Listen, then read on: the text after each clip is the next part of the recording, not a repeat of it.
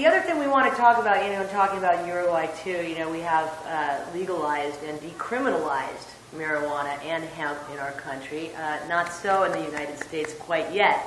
But Micah is the national advocate for the Association of Hemp in the United States. And tell us a little bit how you got into that role, because your dad was real involved in farming. In fact, that was his brainchild, if I'm not mistaken, or he was one of the... Yeah, him and Neil and Dylan, actually, yes. originally were the ones that started that, and then John Mellencamp and Dave Matthews. And on board. yeah, a lot of people have gotten behind it, because it's a great thing. It sucks that we need to do it, really. Yeah, it does. We need a annual fundraiser for the backbone of our nation, our family farms that are just getting buried by these big chemical corporations that want to own the food. And so, my dad being a cannabis advocate for the second half of his life, I learned early on about the history of cannabis and how it's interwoven with our country's founding. The sails that brought the first settlers over were made of cannabis.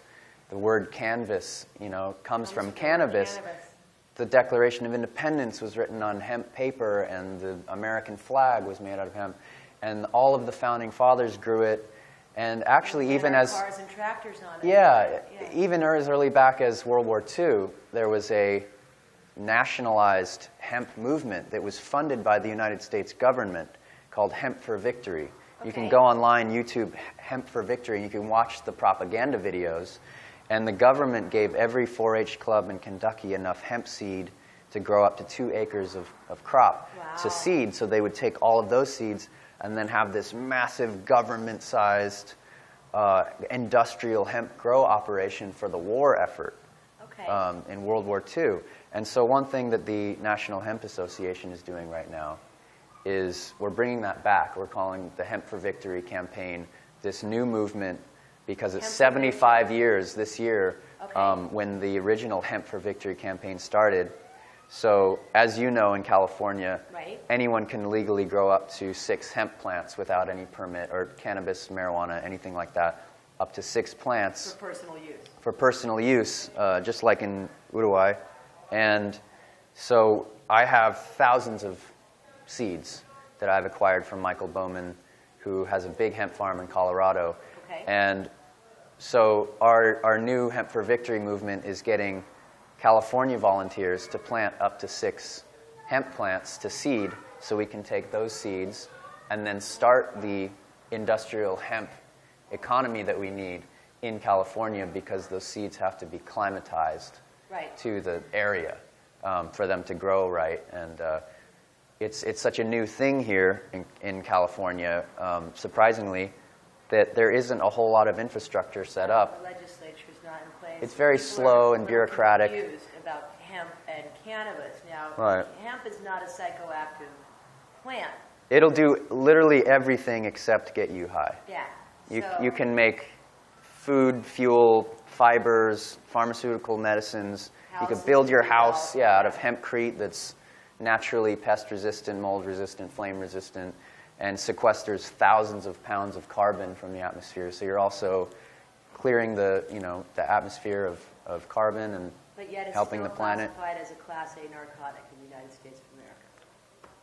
Yeah, it's kind of a joke, right? Why do we think that? How can that happen? Well, see, speaking of earlier on, these massive corporations that want to own everything.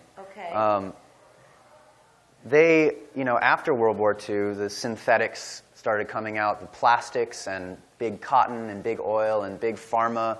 And these things, these entities, they know that they have this stranglehold because they've convinced everyone that we need them to get these basic resources.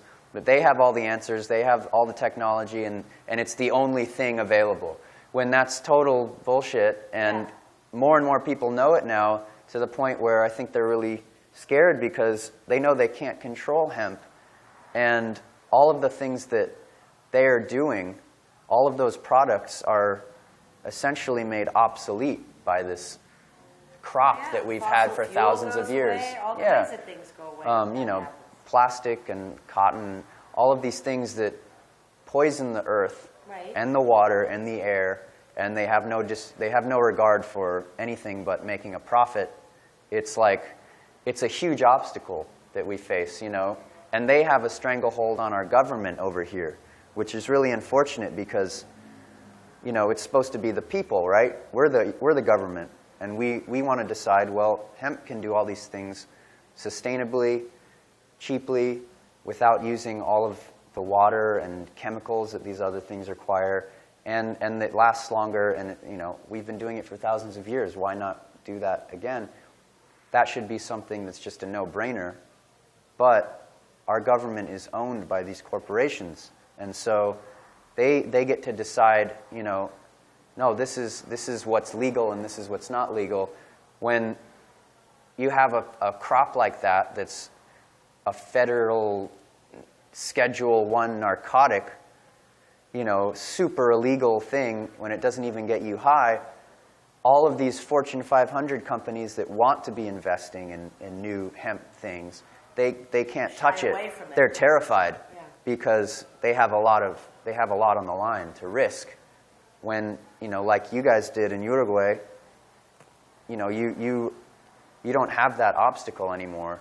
No, thankfully. You're not you know, you don't have this federal spook man coming down and keeping things from moving forward. So, you know, until we end prohibition on hemp. That's a really good way of putting it. It's prohibition. Yeah, it's not even legalize it. It's like re-legalize it. Re-legalize it. Bring it back. Yeah, that prohibition didn't work. Clearly. Obviously, it's not working at all. No. So let's try something else. And so until we get big money out of politics and until we can push the legislation through, the industrial hemp farm bill, then there's not a whole lot we can do other than these little movements. Okay. And they're happening. They're happening. So this bill, is there a place that people can sign? Is there a petition? Is there something that you have in place that you're working on to try to push this? Yeah, I have a petition on change.org. Okay. It's under my name. It's on change.org. That's Micah Nelson. Micah Nelson, Industrial Hemp Farm Act. Okay. And just look that up, and you can sign it. It's got over 120,000 signatures already. How many do we need to push it through? I don't know. I don't remember. It's not like a GoFundMe, Emery. No, you don't need to pay anything. It's just as simple as signing on and signing your name and clicking a button. Done. You know, and you can go back to Netflix. Exactly. But it'll make a big difference.